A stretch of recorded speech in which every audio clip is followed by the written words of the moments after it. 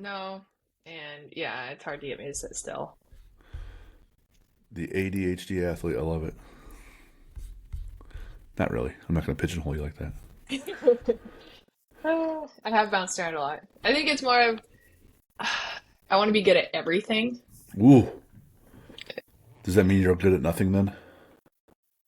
Mm, there's been times where I recognize that I need to narrow in my focus, and then there's other times where I've broadened it. Sure. And I think that's what makes you really good overall is because having a broader base gives you perspective and uh, allows you to develop skills that otherwise you wouldn't. And then when you narrow back in, you're stronger than you were before.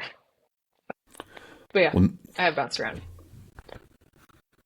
well everybody, Carly Wopat, I'm not sure I'm going to edit out that first part because she's already talking about things that are helpful.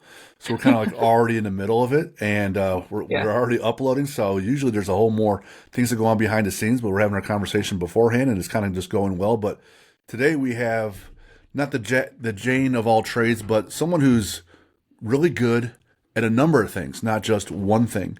And just going through her bio, once again, I was telling Lucas, I feel like a piece of shit again, having these guests on, but three-time All-American, first team, Stanford. So going to Stanford's pretty cool. You got to be smart to go there, and also athletic. And she did that. Played volleyball. Wanted to play for Team USA, not just Team USA, but also on the indoor, but also sand volleyball. Yes. Firefighter a couple different times and working on it again. She's from California. She's back in California. She's a firefighter there. Does the Go Ruck 48-hour event. Wins the whole thing. Does a DECA Strong, which is interesting because we're hosting a DECA event, our first time in our gym here in June, and she's done one and Nice. has a world record in her time. High Rocks athlete, has done some runs, 5Ks, 10Ks, half marathons. Then she does a full marathon in Leadville, right? It's Colorado. So shout out to the Erie Bros who did the Leadville 100-mile race at altitude, 12, 13,000 feet. So she did a full marathon there. Shout out Kevin Gregory, episode 53, Bubbles. So he got me hooked. Bubbles. He got me hooked up with Carly and introduced us. And I woke up one day, checked my Instagram, and I had a DM from her. I'm like, wow, this is a person I'm actually looking to try to talk to. Episode 50, we had Shani, pro volleyball player from the United States, played for Peru. She says, "Hey, you need to get Carly on the show." I said, "Do you know her?" She goes, "Not really, but but get her on the show." I'm like, "Well, I'll just do that." And so here we are. We have Carly from California and athlete extraordinaire, not just endurance but strong as well. Welcome to the show. Thank you, Jim. It's an honor to be on. That was quite the intro. Well, there's so much, and there's things I left out and all, but it's like, my goodness. The place I wanted to start was that 48-hour event with the Go Ruck. Hmm. And I also just saw you did a 4x4 by 48, and I know David Goggins does that for a charity where you run Yes. four miles every 4 hours for 48 hours. So did you do that one too? Yeah, that was with David Goggins. Yeah. It So, was a virtual event, so a group of friends and I got together and camped out at a house mm, and did the whole thing. And I think that was my first big running event. gotcha. Um, didn't really, I wouldn't know, I didn't really train for it now that I know how to actually train for long distance runs. So it's pretty crazy that I just went and did it. And that's completely different from the GoRuck event, which lasted Yeah. 48 hours and you won the whole thing. And I was telling my wife this beforehand, and she goes, "Did she beat the dudes too?" I said, "I don't think so." It But was two different, two, there were 12 females and 12 males, and this was invite only. So they mm-hmm. selected professional athletes who they thought would do well in this arena. And we competed together side by side, but the two competitions were separate. So it was the guys against the guys and the females against the females. Gotcha. Gotcha. And yeah, I ended up winning that, and that kind of launched me into this hybrid fitness space. That was the beginning of 2023. Uh, yeah. And so it's different than CrossFit. The DECA It's different than events, CrossFit. the DECA events are Yeah. different, but there's similarities. Or there's barbells involved and pushing sleds. But tell us, for those that don't know, the main difference between CrossFit and a hybrid athlete. Uh, it's hard to, it can be hard to differentiate. I think you can take a CrossFit athlete and say they're a hybrid athlete, but I wouldn't take a hybrid athlete and say they're technically a CrossFit athlete. I think the hybrid competitions that are emerging, some common examples that people know are High Rocks and DecaFit. Yep. And these are very endurance-based races, which is different from CrossFit because most CrossFit pieces are short and sort of max capacity workouts. And there's a lot of variety and randomness to CrossFit. You have harder skills like muscle ups, handstand walks, Olympic lifts that not everybody can do. Mm-hmm. Whereas High Rocks and DecaFit are very structured. It's the same race every single time. And everything is more functional. And they created these races with the idea that everybody can complete them, whether you're a professional athlete and racing to get the fastest time or just an average Joe who wants something to train for. Sure. Because there's a lot of people out there who I think didn't grow up playing sports. They're at a point in their life where they want something to train for because that really gives you motivation to get in the gym and improve your numbers. And CrossFit is often too challenging or intense. I've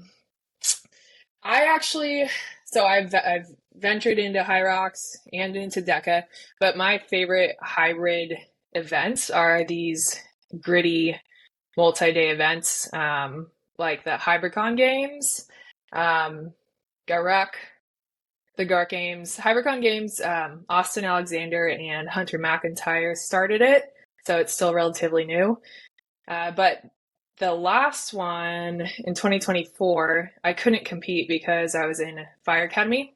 They took a bunch of athletes out to Catalina Island and they camped and then did all these events, swimming, long trail run. They had to start a fire with just like kindle and a stick. Some strength, just pure strength events, wrestling. So those kind of hybrid competitions are my favorite because you're outdoors, there's more elements involved, and I feel like it's just more real in a sense versus the sterile environment of like a High Rocks arena where you know exactly what you're going to get. So there's more variability Yeah. on that piece. And Yes. you're right, with the CrossFit competitions, they can be considerably more technical, which creates Pretty technical. a barrier, right? If it's less Yeah. technical, more can do it, and so you can appeal more to the masses. CrossFit could be heavier in weight, also, and which could be a limiting factor. So it kind of Yeah. depends on what the athlete likes and wants to do and train for. And you're right, man. Having an event on the calendar definitely helps with accountability because on game day you're going to be tested and measured in front of people. So even if you're just a average Joe athlete, I always encourage people to have events on the calendar. Yes. It's just another way to keep you disciplined when you might not want to one day when you're thinking about maybe not training. Yes, I agree. But yeah, the term hybrid is still not totally clearly defined. I think it's just someone who trains to be good at multiple aspects of fitness versus specializing in one. Yeah. Well, I've been researching that, and I see some people they're like one guy's trying to deadlift 500 and also be able to run a 5 minute mile. Yep. Some people want to be able to run a marathon. And qualify for Boston, but still have those heavy numbers of 500 deadlift and a 500 squat, which if you see Yeah. Boston runners, they're not built that way, right? No. They're So lot leaner. So it's completely different. it's different. And you're definitely not going to be the fastest marathon runner, You're probably not going to be the strongest either, but being able to do both of those things is pretty ridiculous Ridiculous is at the the same word. time. Yes, yes, Yeah. yes. Very, very hard. Because I was a 500 squatter and I was heavy, heavy, Yeah. over 300 pounds, right? But the fastest half marathon I did was under 2 hours, and that was at 225 pounds. But still, it's only a half marathon, and it's still not a good time, like compared to everybody else. It's twice as long. So I'm Yeah. willing to bet you probably participate in Murph every year. I have done Murph a lot. Yes. It's about the extent of my cardio and conditioning. I do my Nice. one Murph a year, and then won't see another mile again for a while. Are you So a gym bro? You like to just go and Olympic lift? lift, Olympic Olympic lifting lift? stuff. Yeah, so there's not a whole lot of Nice. no lot. I was actually talking to our cross country coach today, and they're training for a marathon. Uh, they're training for a marathon. I'm training to, we're just talking about, you know, the differences in the sports, and it's a wild difference. Yes. Yeah. You like the swimming components? I do. It's funny because I'm built like a swimmer. Hmm. So when I go to the pool and do workouts, or even just walking around in the grocery store, I get asked a lot if I'm a swimmer. I just have these broad shoulders. Um,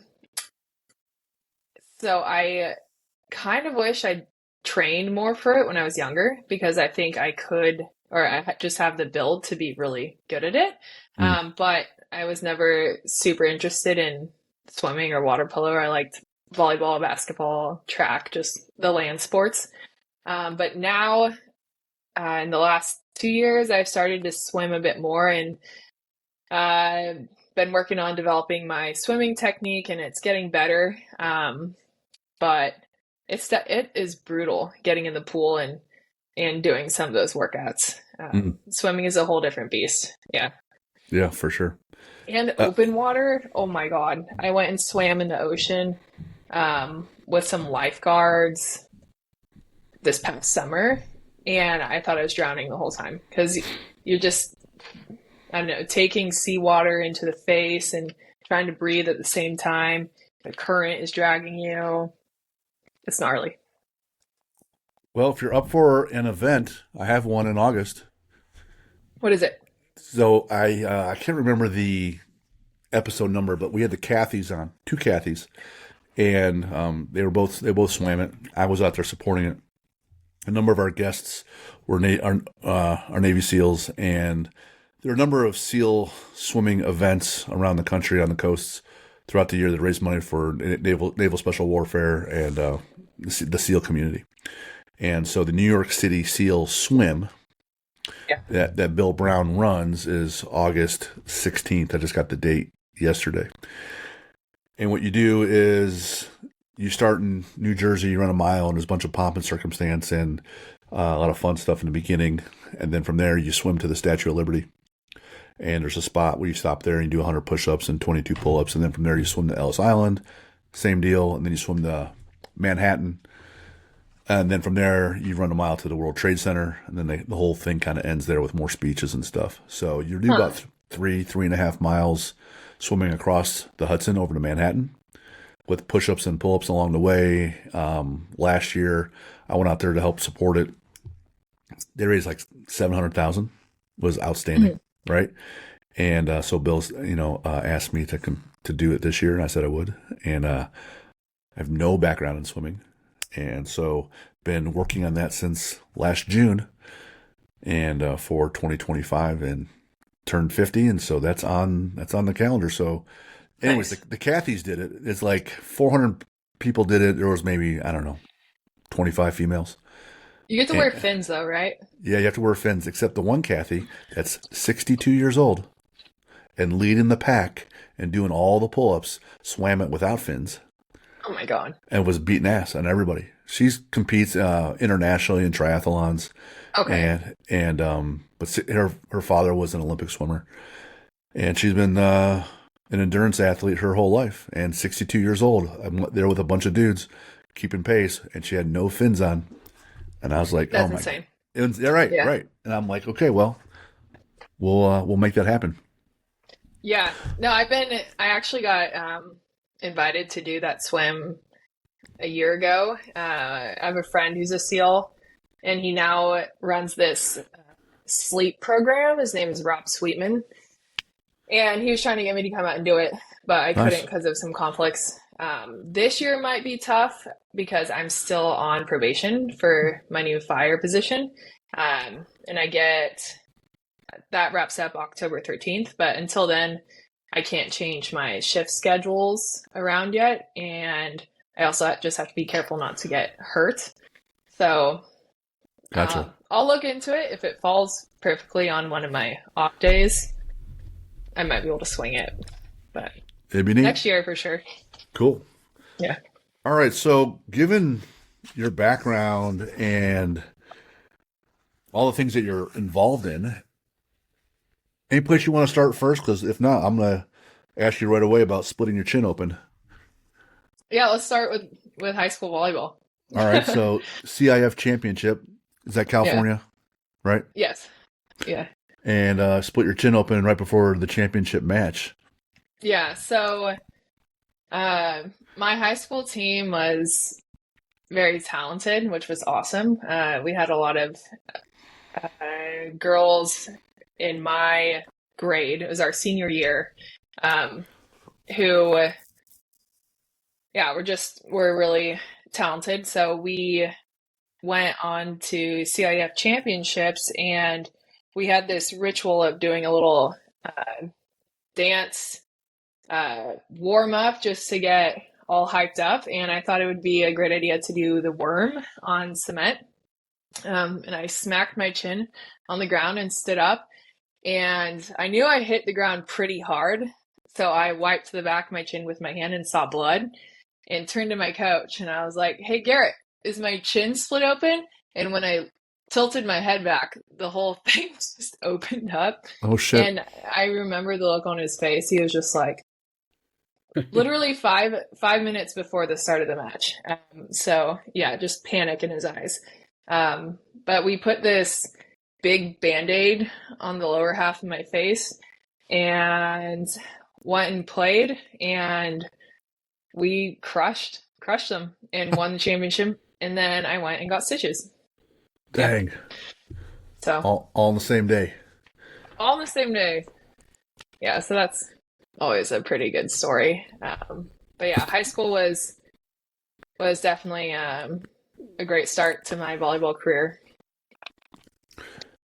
I had a strongman athlete that was training, and he's competing at a local event, and there's doing a block press, which is it's a metal steel block with weight. You got to pick up and press it over your head. And it was like 260 pounds, and it comes down too quickly.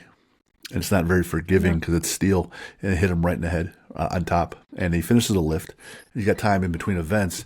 He had to go down to the local urgent care, just right down the road. They numbed him up and then stapled his head shut.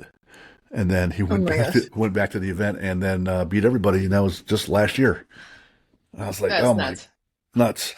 You two together be a great tandem. So And actually, I split my chin open again a little bit. I don't know, maybe 2018, 2019. I was doing a clean and jerk and cleaned the barbell and then went to jerk it, but didn't clear my face. So I just slammed the barbell into the bottom of my chin. Yeah. not the first, I'm sure. I tell people to make a fat kid face where you bring your face back and makes your face look fatter. That we can help get it out of the way of the bar. And I said, at least if you don't do that, just keep your mouth shut so you don't bite your tongue off when you slam your That is good advice. slam the bar in your chin, which I have done. Yeah. I tend to nick my head when I snatch about once a year, every single year, and I hit it, and it just like every single time blood starts coming down. I hit my head again, usually about once a year. Nice. So, At least you're consistent. yeah, right. Yeah. Bar path keeps getting closer and closer and closer until it's too close. Yeah. Being in Operation Invictus, so are you considered an Invictus athlete or coach then? No. So this last year, I was trying to think of something greater to train for.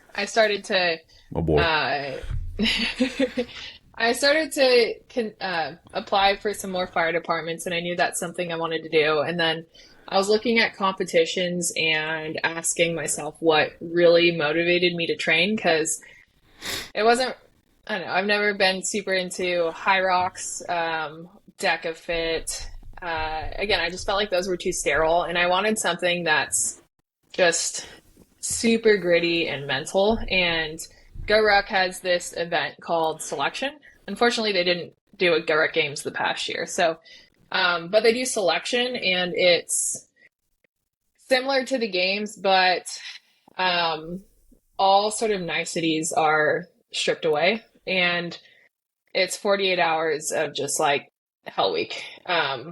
There is no prize money and or any kind of like, I guess, like trophy. It's just knowing that you completed something really, really hard and not many people can finish it. There's maybe one finisher every time they do it or zero. So I started to train for that, but still I felt like I wanted an overall encompassing um, purpose or something to train for. And so I just created for myself this thing called Operation Invictus. And everything is part of Operation Invictus. So my fire academy, training for the GORC selection, uh, whatever I take on, it's all yeah, under this greater umbrella of Operation Invictus. And to me, I've asked myself, okay, well, what does Operation Invictus mean? And I think it means just having no fear and leaning into any kind of challenges and um, yeah, being willing to take on the uncomfortable, the unknown, push myself beyond what feels like my limits. And again, you kind of face, for me, I face that in a lot of different aspects of my life, whether I'm I know, in the gym training or I'm responding to a structure fire now. Fire Academy, there was definitely points where I was pushed to my limits, and I thought of Operation Invictus. And there's this, well, I got the name because there's this poem by William Ernest Henley, and it's called Invictus, and I memorized it. So I can, Let's hear it. Okay. All right. Invictus by William Ernest Henley. Out of the night that covers me, black as the pit from pole to pole, I thank whatever gods may be for my unconquerable soul. Beyond this place of wrath and tears looms but the horror of the shade, and yet the menace of the years finds and shall find me unafraid. In the fell clutch of circumstance, I have not winced nor cried out loud. Under the bludgeons of chance, my head is bloody but embowed. It matters not how strait the gate, how charged with punishments the scroll. I am the master of my fate. I am the captain of my soul. I think I switched the middle two stanzas on accident. It should be in the fell clutch of circumstance and then beyond this place of wrath and tears. But anyway, I memorized that, and to me, I first stumbled on that poem, especially the last stanza after my sister passed, and that resonated with me. It matters not how straight the gates are charged with punishments the scroll. I am the master of my fate. I am the captain of my soul. And then later on, I read the whole poem, and I just felt like it could be a mantra for me whenever anything gets really hard. I could recite it and just keep putting one foot in front of the other. So, yeah, it's worked so far. You know, it gets so raw in the middle of that. You know, you're in your darkness, and it talks about your soul, and then you're in the shadows. and it just simply asks, "Don't quit. Don't quit. Just keep moving forward."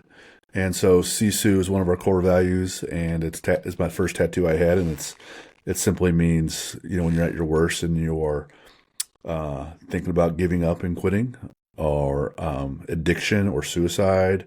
It literally means guts and entrails. What's inside you. It's from Finland. It's their mantra for that country, and you just keep going. And it doesn't matter that that's what the word is, or whatever. It's what it means to you. So clearly, that poem has meaning to you, and therefore value, and you can call upon it and utilize it. So I always tell people to read and find things like that speak to them, because then it gets interwoven in their identity, right? And it gives them a rule. It gives them it's like gravity. Gravity's always pulling down, right? You can't break that. But if you have this rule, and if it's you in this poem, it means that no matter how bad things get, hey, I have this rule, and I'm going to keep moving forward. And I applaud, and I love that, especially with adversity, and keep people getting through it. It's probably one of my favorite things. Thanks. Yeah. In terms of a challenge, maybe the Barkley marathons. Have you thought about those? I don't know if I've thought about them, but I know my friend Chris Roglowski, she actually could be good to have on this show. She was training for the Barkley Marathon, and she ended up getting an injury, and I think had to withdraw. She was going to do it. So you know what it is. So I know a little bit about it. It's like the most insane, like rugged, uncharted marathon people can run, and then to get into you have to like pick up pages of a book as you're going. Yep. Yeah. And they wake you up, you sleep in a tent, and then they don't tell you when the race is going to start, and you get woken up by like an air horn at some early time in the morning, and then you have, I think, I don't know, however many minutes to get to the start line. So it sounds pretty crazy, and there's a woman who completed it for the first time this past year. So I think you run it 3 times, and each time you have to go in a different direction. So you go clockwise one time in a circle through the terrain that's not well marked. So you need some land navigation skills. And you're right, you have to pick up a book and a page. It's listed there. And then the next time, the next loop is in the opposite direction. And then I think the third loop is either. And there's time restrictions. You got to make each loop by a certain time. Yep. You can feed and drink whatever when you rest. You could sleep, right? But there's only so much time. And it's in the woods. It's not like it's on a path in the woods. It's just in the woods. There's a prison nearby. There's water you have to traverse. It's nothing but pain, right? And but you mentioned also that the adversity, and you're in this adversity. And there's 2 areas I want to go. First, I want to talk about the adversity, but also I want to get back to being a firefighter and an athlete at the same time, because essentially you kind of have to pick a little bit, right? If you're a firefighter, you can't just call off shift, 6, 12 months of the year, because you're not really a firefighter anymore, right? You're on sabbatical, or you're retired. If you're always fighting fires, then you're not trained enough. So it's kind of hard to do those things too. So, but you said the adversity, and you talked about it, leaning into it, and the passing of your sister, and how this came about with the poem and all. You want to talk about that? Share a little bit with us that point in your life, and the change and growth that occurred because of it. Yeah, for sure. So my twin sister Samantha and I grew up together, and we both played volleyball, and we're lucky to earn scholarships to go play at Stanford University. When we were there, she started to struggle a little bit with some mental health. I think there's a lot of stressors that student athletes face, especially at more prestigious schools like Stanford University. And looking back, I've had a lot of time to reflect on all this, but I just don't think she was totally equipped to deal with all of those. I don't think anybody really is when they're 19 years old. But was struggling, and she was getting some help, but there was a point where it just became too much for her, and she was dealing with some depression, and unexpectedly took her own life. For me, it was, I think there's points in her life that create this before and after. So there's the life I had before, and then there's the life that you have after. And that was one of my moments. Hopefully I don't have any more, but probably will. Yeah, because we all face certain tragedies, but that this tragedy was, I think, one I couldn't have ever imagined, losing a twin sister, and I just had to rebuild my constructs of life and how things worked, because I was so used to just having this person next to me, going through life with me. And I also don't, just suicide in general is so hard to talk about. Now it's gotten a lot, I'd say, easier for me as I've, again, just like processed stuff. And it's, mental health is just so prevalent in society now too. Like, I think people feel alone with it when in fact we're all going through it together. So that, I think, was definitely a challenging piece. And just knowing that she was struggling so much and felt like she couldn't find a way out in that moment, or that she was a burden to her loved ones. But I realized that there's two different roads I could take. I could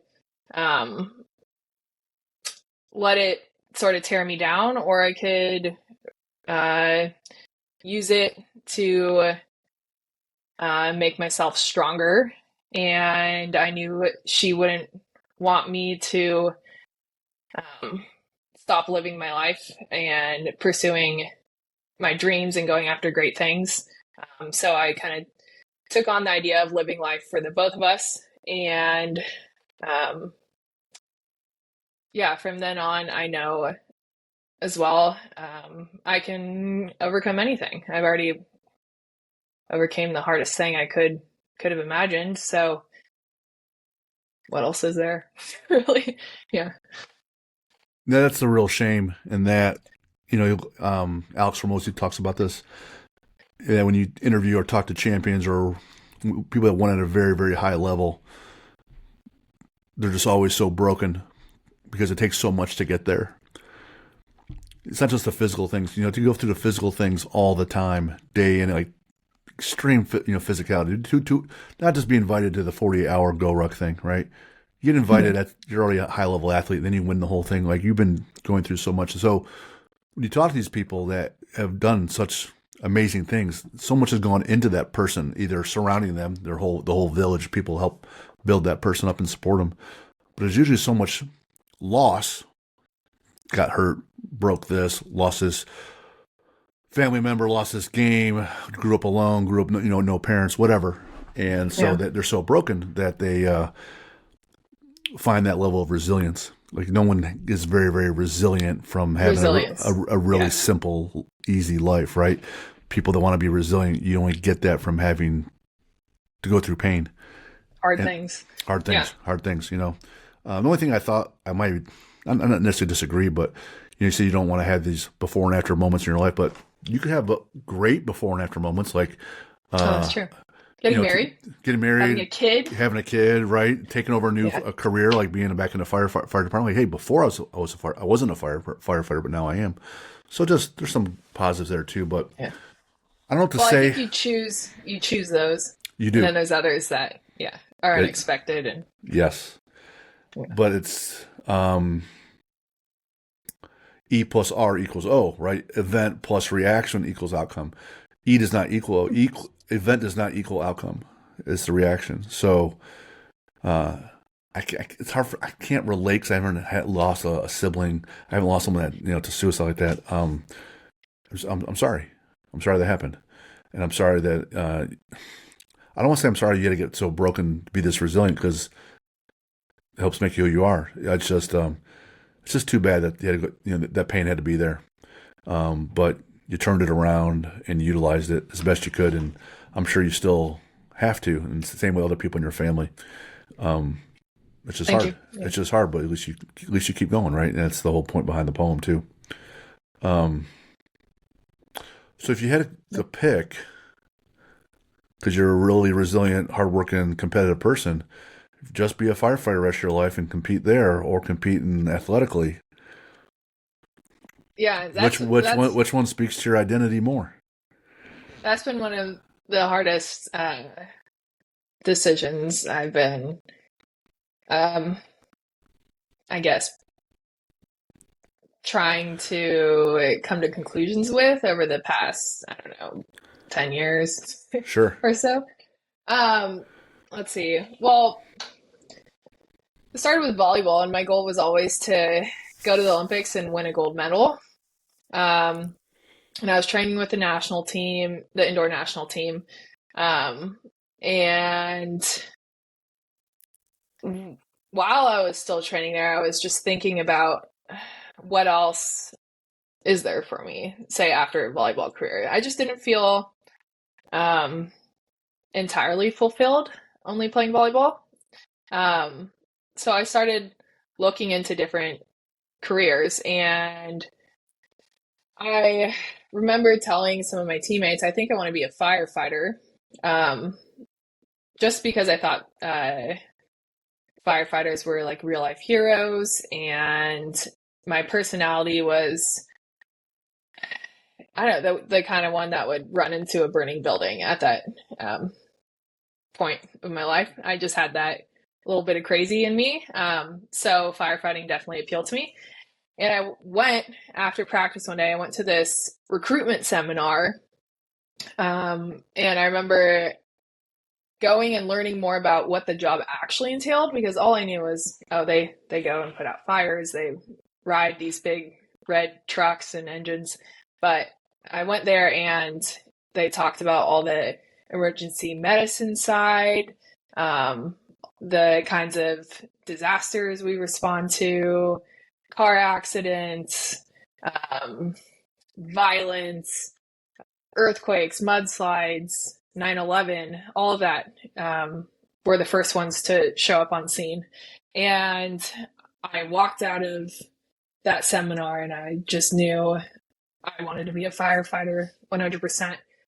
But at that point, it was more of like, okay, well, when should I start this? Because I'm still in Olympic pursuit. There's no way I could do that at the same time as playing volleyball. And I was going overseas for 9 months of the year, playing and then coming back and training with the national team. I tore my left MCL when I was surfing in Hawaii in 2018. And that kind of was a pivot for me into beach volleyball, just because I couldn't go overseas after that. I was still recovering. And so I had these 9 months and figured I would start playing a little bit in the sand just to keep my touch on the ball. And it went so well. My beach game kind of took off, and I got asked to make an Olympic run with a veteran. Her name is Brittany Hochbar. So I made the hard decision to switch from indoor to beach sooner than I thought I would, because I always knew I would probably end up playing beach volleyball too. Played that for a couple years, and then right when I was getting to my peak game, I was practicing with some of the best: April Ross, Alex Kleinman, Carrie Walsh. COVID hit and ruined everything. So, they took away, they took down the nets in Hermosa Beach, canceled all tournaments and competitions for the year. And I just remember trying to touch the volleyball against, I don't know, the house, to keep some sort of touch.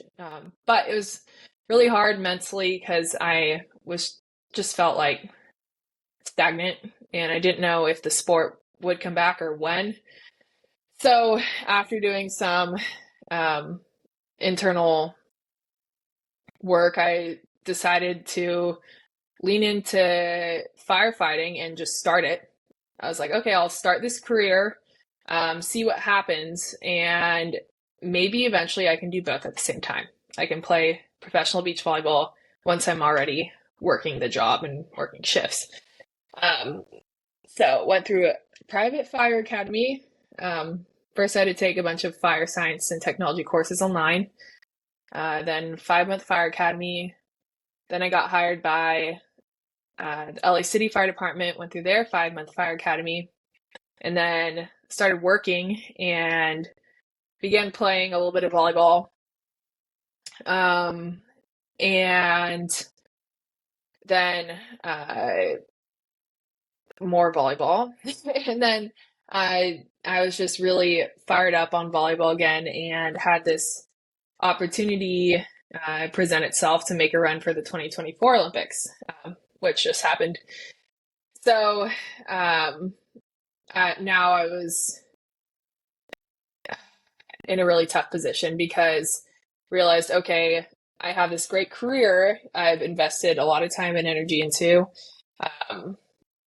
but I also have these volleyball dreams that I haven't let go of by any means, and there's no way I can do both at the same time. Like, there's no way you can make an Olympic run and go to all those tournaments and be working a fire job. Nope. And I knew I would look back and regret it if I didn't go for that Olympics. So I had to let go of the job and just trust that, hey, you know what, I can come back. It's not like I'm totally throwing away everything I put into it, because I was very passionate about it, and I did really well. And there are a lot of people who were excited to see me in that field as well. So it felt a little bit like just letting go of some great things. And I didn't want to disappoint people either, but I was like, I can come back, but I need to go do this first. That didn't go as the Olympics didn't go as planned, because I ended up hurting my foot in one of our first tournaments. They said I broke it. I don't think I did, because I went and saw some more specialists, and there were bone fragments, but they couldn't find the broken bone. So I don't know where the bone fragments came from. Anyway, my foot hurt really bad for about a year, and now the Olympics were off the table. And the next thing, I was pretty devastated. I let go of this fire career for the Olympics, and then now that was gone too, and I was just like, oh my God, what am I going to do next? So just like angry and feeling kind of like desperate. And I had the Go-Rec Games in about a month, which at that point was a maybe for me. But I was like, you know what? I'm going to go all in on the Go-Rec Games, and I'm going to win this thing. So yeah, I was like gunning for it. So Carl was pissed off and had a target and time to prepare for it. So all those other poor, I had a month. all those not a lot, but... not a lot of time, and those other competitors just didn't have Carly steamrolling right at him because she's pissed and wants to win something. And so here you go. You know, well, it was also, I think, like a $24,000 prize. Oh, that helps too, right? $24,000. Yeah. Sure. So I was like, I kind of really need that. Right. So yeah, we're gonna go win this thing. So it sounds like you have all these things happen that aren't going your way, but it doesn't seem like you ever went through like an identity crisis. You know, because you see a lot of athletes that if they lose volleyball, if they lose something that's important to them, they just don't know what to do. For you, it seems like it was just the next thing to go get. What's the next plan? I mean, I think I wouldn't say I haven't had identity crises because I think I have. But I've always just redefined myself in those moments. And so, yeah, now volleyball's off the table. Okay, we're going to go do the Garrett Games, which is, I don't know, hybrid fitness. And what do I have to do? I have to do jujitsu. So I started training jujitsu. I was already training jujitsu at the time, but I was like, had some MMA friends and they taught me, I told them exactly like, okay, this is going to be the scenario. I need to learn specific takedowns. If they come at me and grab my neck, what should I do?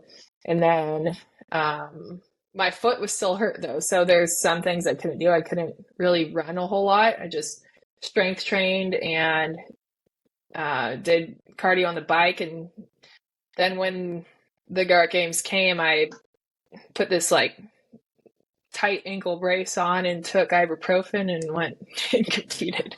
Nice. Yeah. But then I had to heal. I did have to like fully heal it afterwards.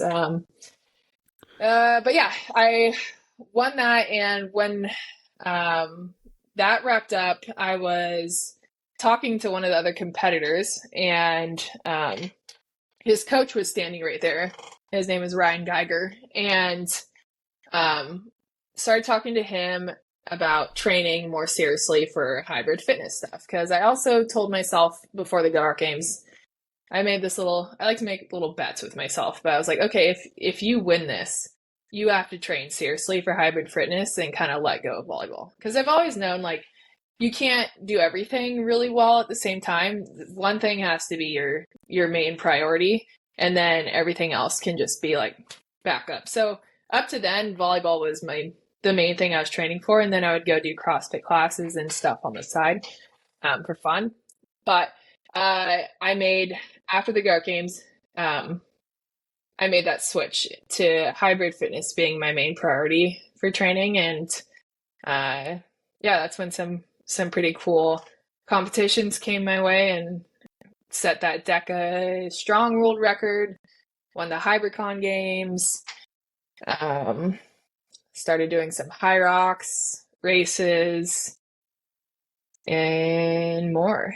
Yeah. I had a question about when you were playing volleyball. Yeah. When we had Shani on, one of the things she said that she was obviously a good volleyball player to advance to that level. But way she couched it, because she knew some of the girls that were playing in the 24 Olympics, and she goes, I knew a lot of these girls, and they weren't the best 4, 5, 6 years ago. She goes, there's a lot of toxicity in the sport, and a lot of times you're just outlasting other folks. So 100%. these other girls will quit or something like that. So can you talk about those two components? I think those are really accurate comments by Shani. And beach volleyball is just a brutal sport to play because there isn't any financial support. So you're like, first of all, scraping by. Like you're definitely not making a living, and you're playing the sport because you love it. And yeah, it's just hard financially. And then the structure keeps changing. So the AVP has gone through like various hands, and they're changing the format every year. And then you have that question like, okay, is it going to happen this year? Which sucks as a professional athlete because you're investing all this time and energy into a sport, and then you have no idea if you're even going to be able to compete or get anything in return. So yeah, it becomes like who can last the longest? Because in the end, or who also has resources. Like if you have parents who are willing to pay for everything, honestly, a lot of those girls end up like playing longer than others because mom and dad will support them financially, or sponsors. It's just hard to get sponsors as well.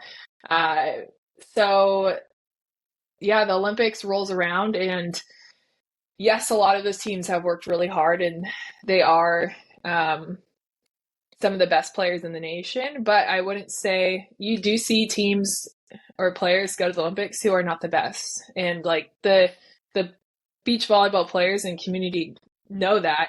It's just how the cards fall. And then,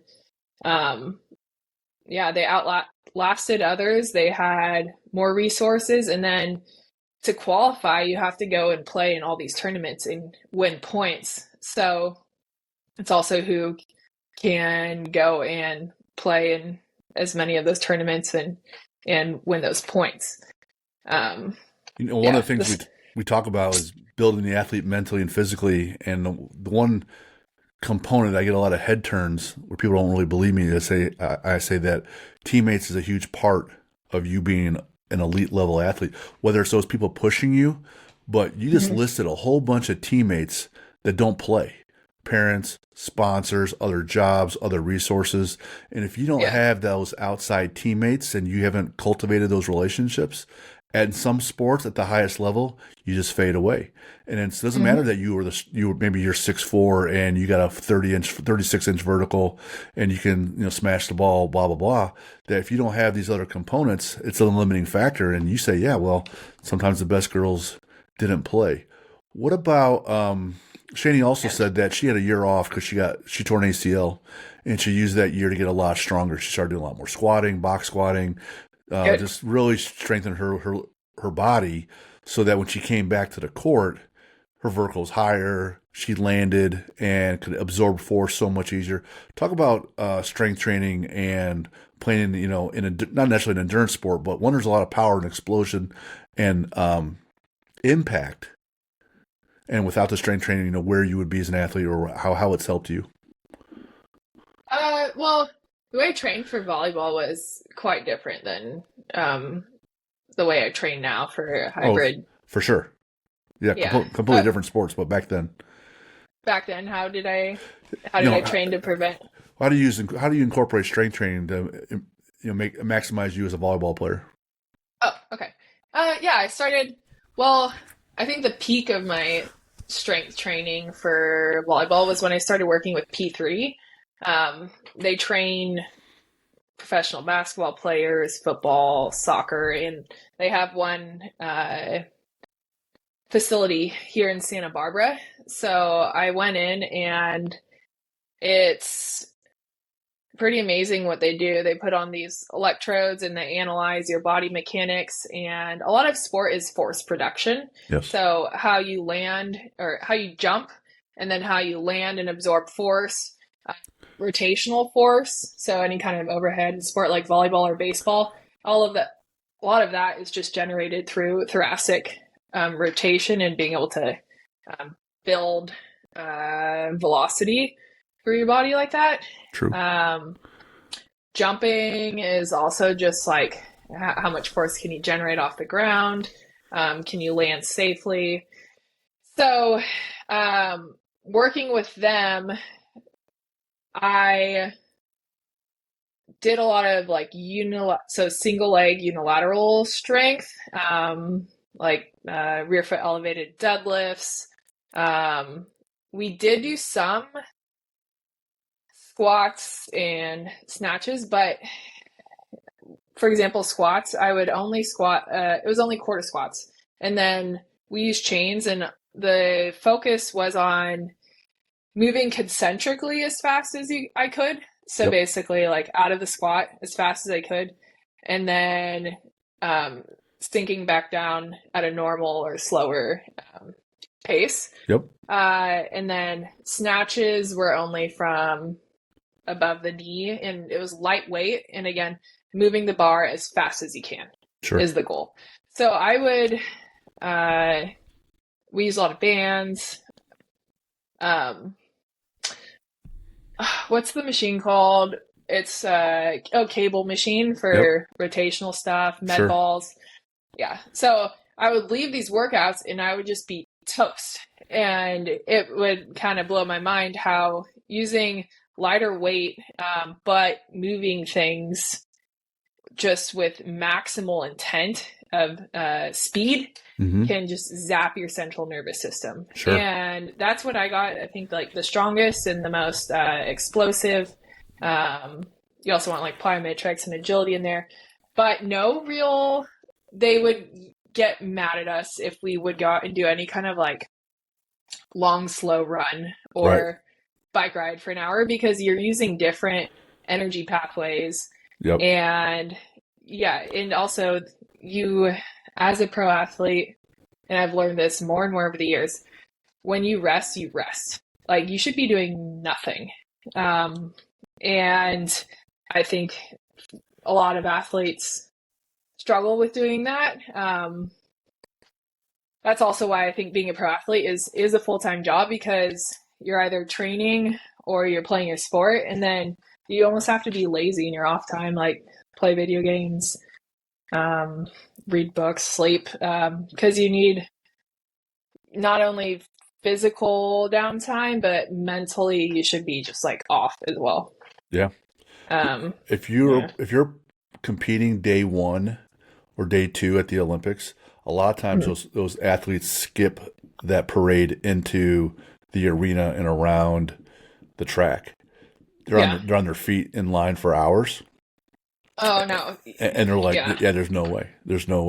So I wouldn't want to do that. they'll skip the whole walk in and wave to everybody wearing the outfits Yeah. because maybe they're competing the next. Now, if you got 2 or 3 days off, then they say, okay, fine, well, your sport doesn't start yet. Yeah. But yeah, it really is a thing, and a lot of people think their nervous system is only wrecked moving a very heavy load.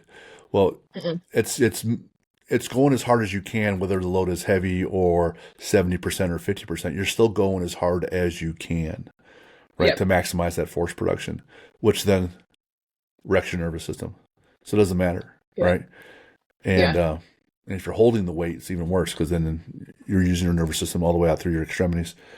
So you're holding the weight in your hands. I mean, so that's even worse. So when you're trying to sit still, because you're kind of a go, go, go kind of person, Hmm.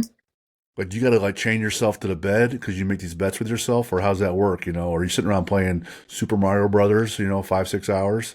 Like, so I can't really, no. how do you do that? I can't really play. I'm not a video game person. And again, like it's taken me a while to like fully understand and embrace this concept of recovery. Sure. But I like to read books or I do like watching movies. Um, yeah, I still usually get like a lot of tasks done around the house and stuff, but I'll try to not leave the house for a day and make it a full recovery day, um, something like that. Because there's even, I mean, sauna and ice bath and all these different recovery modalities are so um, popularized on social media right now, but those are actually stressors to your system as well. Right. And so, yeah, you kind of have to take that into account too. Like, get on your recovery day, going to the sauna and sitting in it for an hour and then getting in the ice bath. Yeah, you could actually be inhibiting your recovery and just adding more stress to your system. Yeah. So, yeah, usually just also change of environment works well for me, honestly, because in certain places, just like I'm in work mode or trying to get things done. But if I can like go to a friend's house, like my boyfriend's house or something, and just like stay there for the whole day and be lazy, usually works well. There you go. Yeah. I saw you coach, and I remember like people like Magic Johnson. He was a coach for the Lakers for like 9 games because he was an excellent player, but Yeah. couldn't relate to the people that didn't have his work ethic. They weren't built the same. They're still pros, but he's Hall of Fame, elite level pro, and Yeah. so if you're an elite level athlete and you bring on other athletes to coach, are you coaching just the moms and pops who are trying to lose some weight, or are you only working with higher level folks? Or what's Coach Carly like versus athlete Carly is the question. It definitely takes some practice. So far, I've only been coaching more of your average Joe guys, and it's through Geiger Coaching. Mm-hmm. That's our platform, and we use this app called Training Peaks, but it's all very personalized. So we bring on people who have specific goals for fitness, whether it to be racing high rocks or like I have one one client, he just wants to be more fit overall, and gave me some specific goals like pistol squats and handstand push-ups and stuff like that. So we create very personalized training programs for them and map it out weekly at a time. And it does take quite a bit of work. It's like my side hustle right now, on top of firefighting.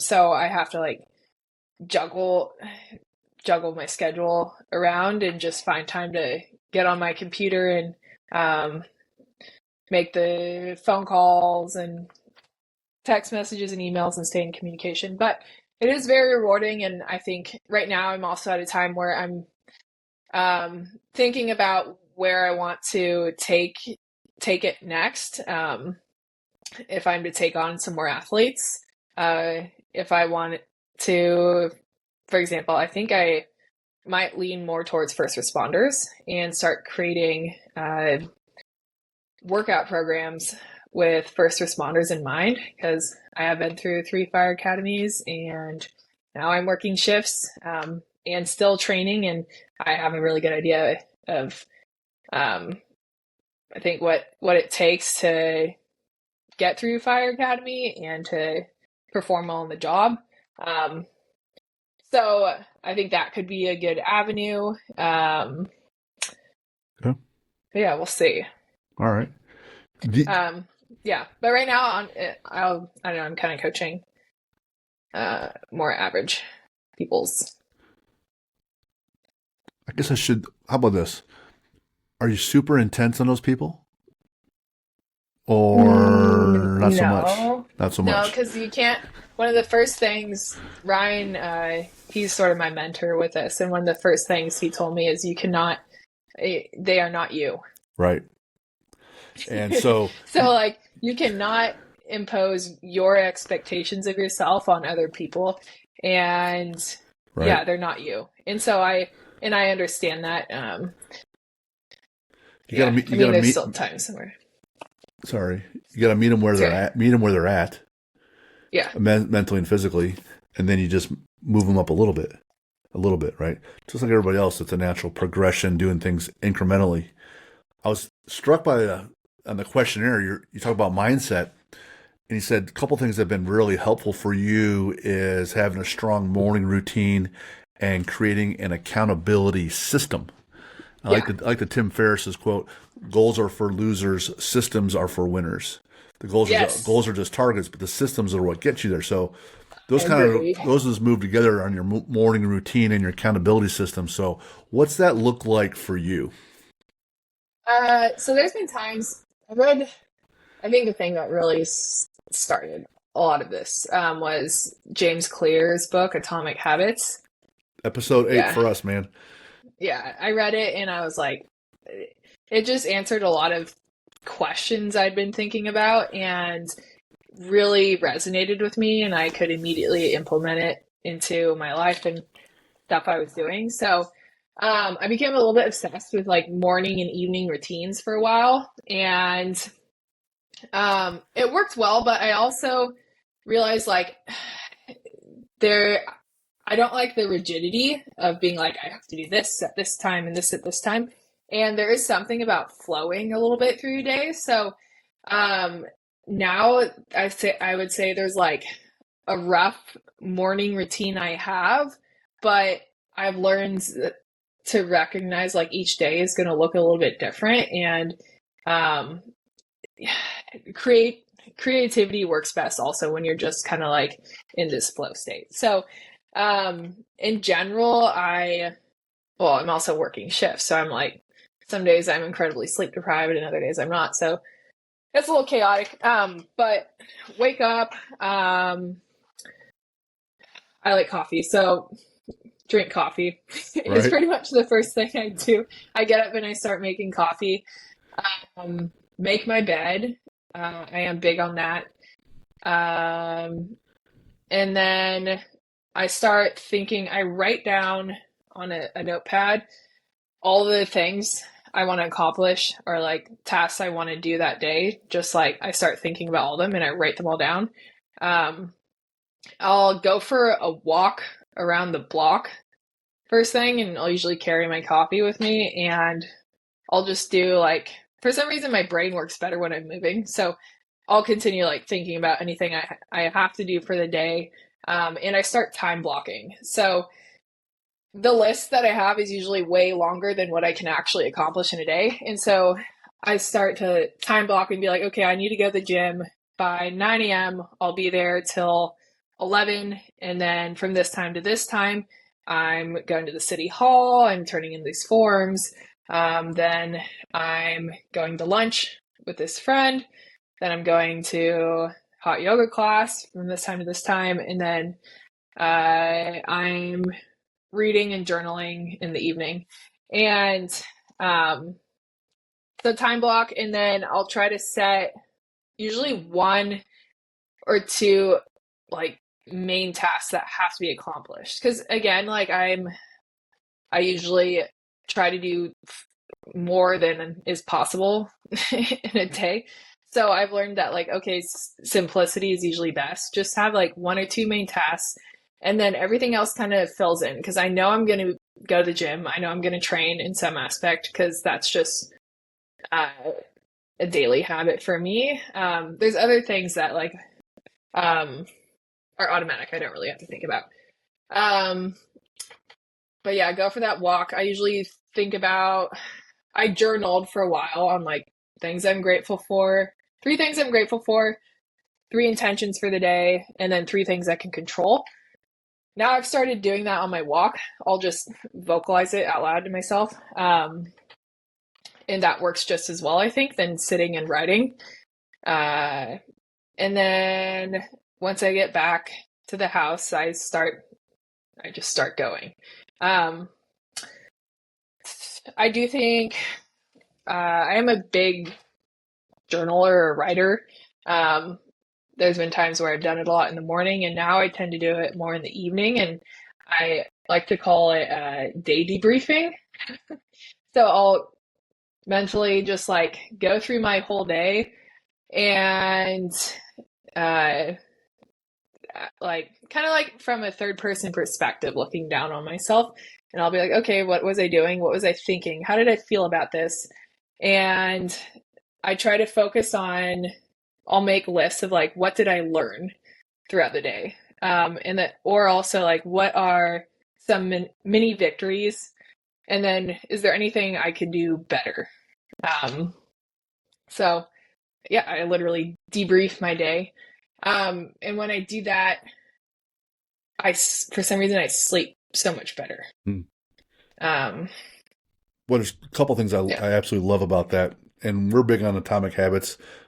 Episode 8, we just went through every chapter of the book out loud on the podcast and talk about how we utilize that with our athletes, the different techniques.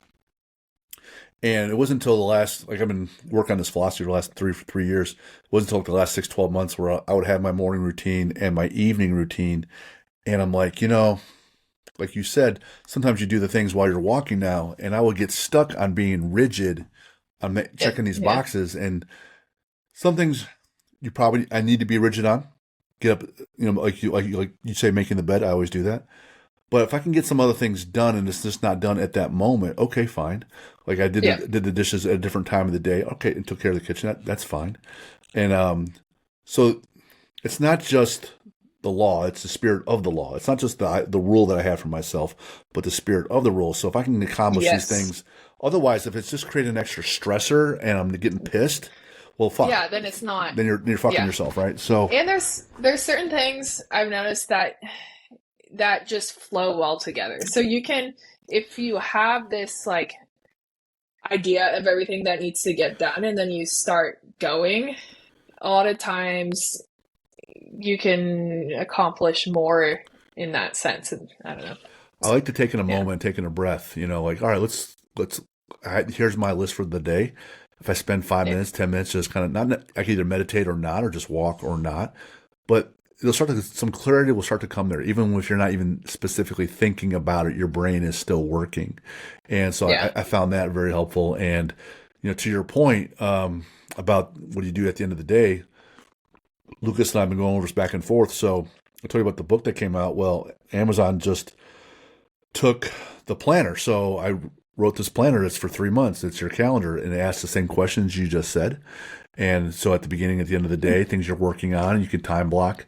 And so that's actually coming out here as we speak. And so it's kind of timely that we had you on, because we've just been working on that. How do we get people to think a little more deeply about themselves so they can get a little bit better mentally and physically? And honestly, all it really takes is asking the questions. Yes. And then you start thinking about them. You don't even have to, and I've told myself this a lot of times too, is like the more questions I can ask myself, the better. I don't even have to have the answer right away, but just in asking the question, you're moving in the right direction. Yep.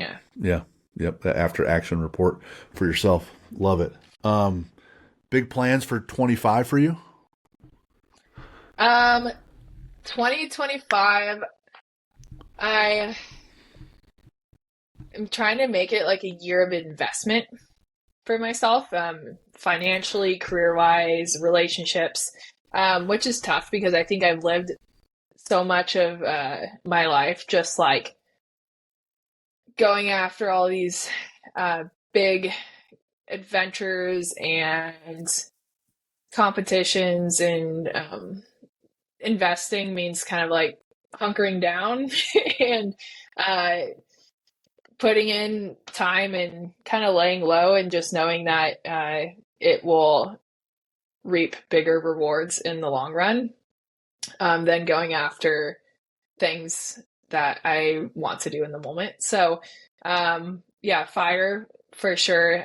The first year or several years is really important for your career and setting up a foundation, and then also reputation is big.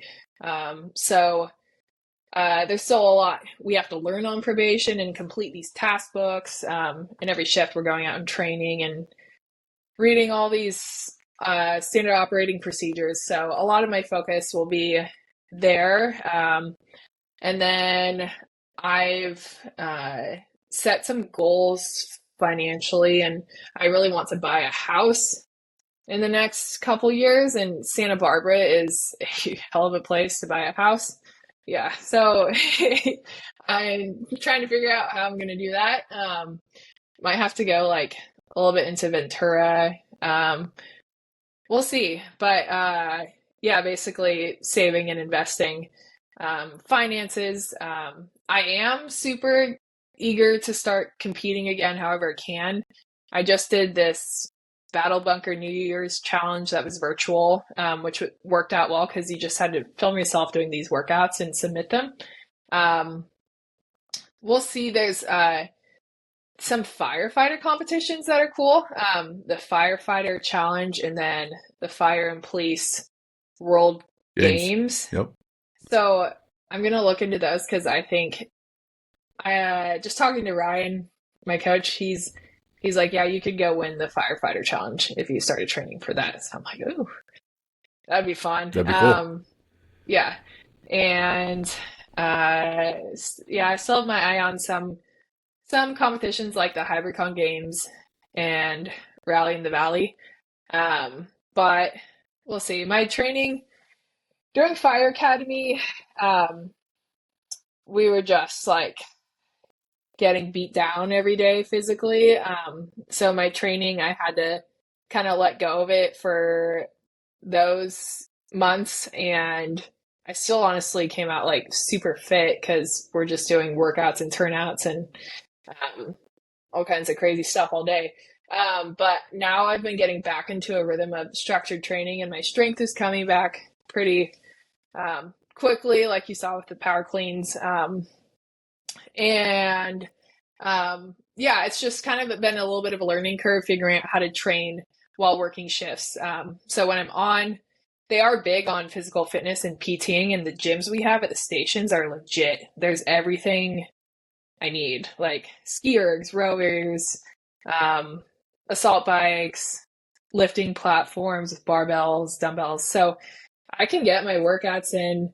And the guys are fired up on physical fitness too, which is great. But there's recovery wise, it's more challenging because you're just running calls all day and then probably not getting great sleep at night. So then when I get off, it's a lot more of just like kind of assessing like, okay, where's my body at? What do I need? Recovery day here, and then I can get back to it. But I am adapting a little bit more to like, it's been interesting to see how my sleep patterns are adapting, because at first we would get a call and I'd come back and I just could not fall back asleep. And then you'd get another call and get back up. And so you could be like basically just awake the whole night. Now I'll get a call, come back, and I can fall back asleep for 2 hours, get a call, come back, sleep for 1 hour, get a call, come back, sleep for 1 hour. And I end up getting like 5 or 6 hours of sleep, but I still feel pretty darn good to like function. Dang. Not me. Too old for that interrupted sleep. I didn't think I could do it either, but I know I'm doing it now. Nice. Yeah. When you're training, what do you like to listen to? It depends. If I'm doing a long run or a bike ride, I like to listen to podcasts or books on Audible. If I'm doing like lifting in the gym, I don't know. I like all kinds of country. I'm a big country person, but sometimes that's not like enough energy. Right. So, yeah, EDM or like,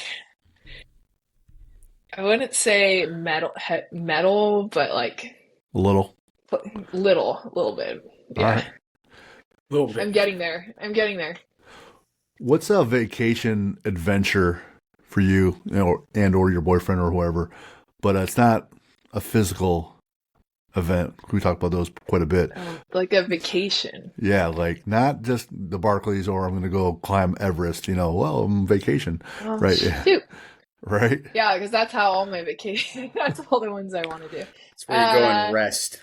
Right. Go and rest. Probably somewhere, well, I've been really wanting to go to Iceland. I don't know if I would rest there though. I'd probably want to like hike and fish and like be out and about. Pick up the Husafell stone. Yeah, somewhere tropical. Tropical is easy to be a little bit lazier on vacation because you can just hang out at the beach. It's warm and sunny. So like Hawaii or. It's all right. So scuba dive for 2 miles down. Yeah, go deep sea diving. Right. Yeah. How about Iceland or Hawaii? Perfect. How about a sports movie? You have a favorite or two? Sports movie. Not really. I mean, favorite movie might be Interstellar. Anything by Christopher Nolan, Yes. I really like. Yeah. Yeah. But sports movie, He can get in your I head. don't know. Does Gladiator count as a sports movie? Are they athletes? Yeah, for sure. The first or second? I like the first one. I just saw the second one and I was like, yeah, it wasn't that It's not good. very good. No. What's your favorite sport to watch? Volleyball, but it's hard for me to watch too because I want to be playing the whole time. So I'll start watching and then I'll be like, oh, I can do that better. Or, I want to go play now. What was your position in volleyball? I was a middle blocker. Okay. Yeah, when I played indoor. And then beach is just the two of you. So. Sure. Can I ask, how tall are you? 6'2". 6'2".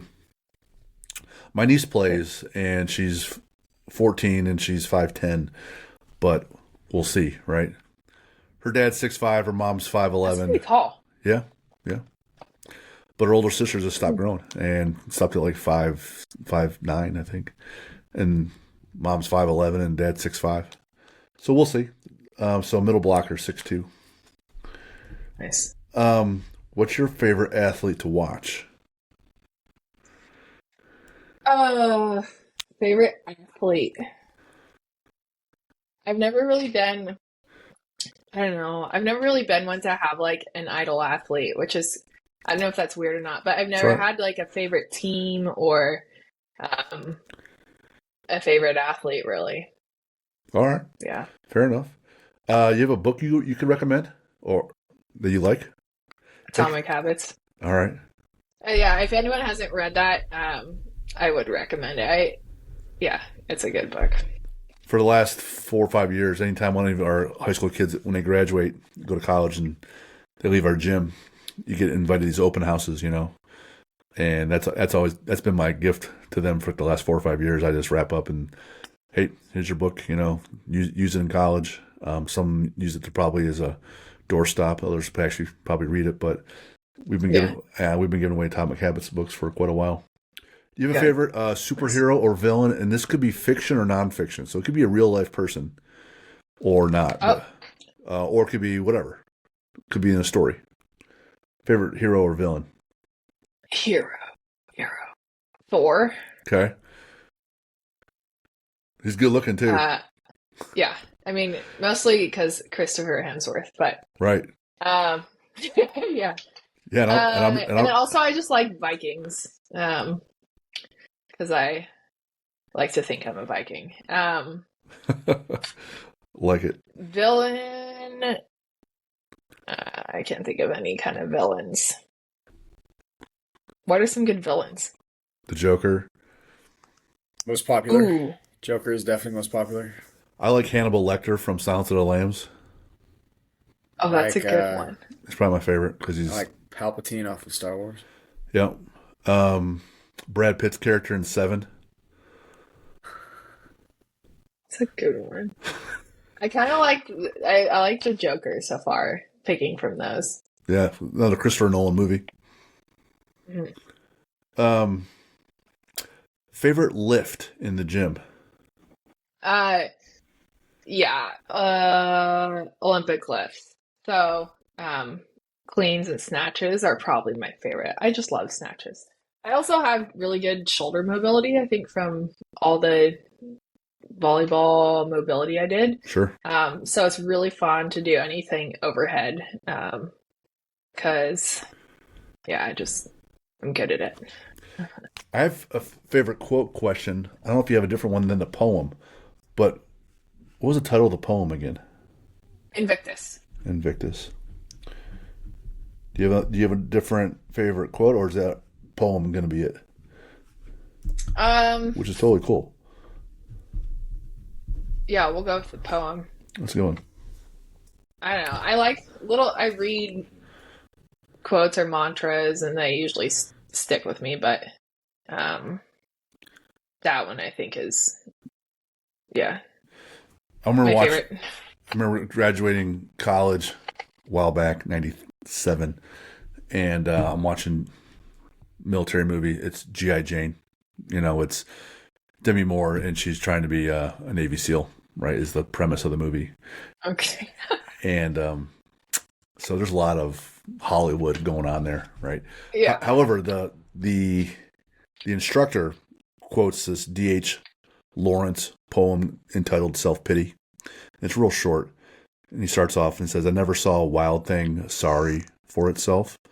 A small bird will fall frozen dead from a bough without ever having felt sorry for itself." Oh, Right? that's good. And so I have that written down, and whether you like the movie or not, the poem is still true about self-pity. Like, you sit there and feel sorry for yourself. Things freezing to death, literally. And it still keeps on, Yeah, it still just keeps on going all the way to the end. It's like, well, then now it's the end, but there's no feeling sorry for yourself. You just keep going. that's a good one. Have you heard of the book Green Lights by Matthew McConaughey? Yeah, I've heard like a lot of great things about it. I haven't read it or listened to it, so I don't know. I know I think he talks about his dad a little bit there, but about how I couldn't speak intelligently on the book itself at all. Yeah. I'm just mentioning it because there's a lot of good quotes in there. Mm. If you're looking for some little gems. Yeah. I wrote down quite a few of them. Awesome. But yeah. check out the book, the Edge by The Edge. Howard Ferguson. He was a wrestling coach for St. Edward High School in Cleveland, which pains me to say because it's my high school's rival. However, they won so many state titles; they're just phenomenal. The point of the book, though, is that he takes each chapter of the book and it talks about different things. It might be integrity, discipline, motivation, whatever. And he has compiled quotes from college and pro athletes and coaches for centuries, whether it's Sun Tzu or Caesar or whatever, or Napoleon, but also athletes like Dick Butkus and Michael Jordan. And he just has one quote after another, or story or poem, and it's in all those chapters. So if you want to look up quotes about discipline, you'll see Don Shula with the 72 Dolphins, whatever. But the whole chapter, the quotes all pertain to that topic. And so the book isn't very popular. You got to find it on Amazon. It's a hardback book, but I got 2 of them, and they're it's like $75 for the book because it's not, they don't print that many. However, the whole book is nothing but quotes from athletes and coaches on how to be better in the different topics. So my dad, that's cool. My dad got that from me, and I've always liked it, and I use it to this day. So nice. I'll check it out. Cool. Otherwise, man, Carly, had a great time with you today. Learned a lot of things. Not really any different than I did going in that you seem like a really driven person. And now after having talked with you, you definitely seem like a really driven person. And you're just out there making yourself better and a better place to be around and coaching folks. And if anything, you're, like you said, you're living your life to the fullest for you and your sister Sam. And having I only know you for about an hour and a half, but it sure looks like you're doing all those things. So great job. And it's great having you on the show today. Thank you, Jim. It was a pleasure being on. And yeah, I've enjoyed it quite a bit. Awesome. Shout out to our friends with Jocko Fuel, right? Keeping us Jocko Fuel. Big fans. Nice. Talked about the books out, and the planner. Amazon's going to approve it any day now, so be on the lookout for that. If you want to get a hold of us, it's info@athlete-builder.com. And Carly, if people want to get a hold of you, where can they find you? I'd say I'm most active on my Instagram. Just Carly Wopat on Instagram. Yeah. All right. Yeah. Well, go out and crush 2025. And if I see you at August 16th in New York City swimming, I'll probably need some help, but I'll look for you. And until we talk again, man, thanks so much. Have a good one. Thank you. All right. See you guys.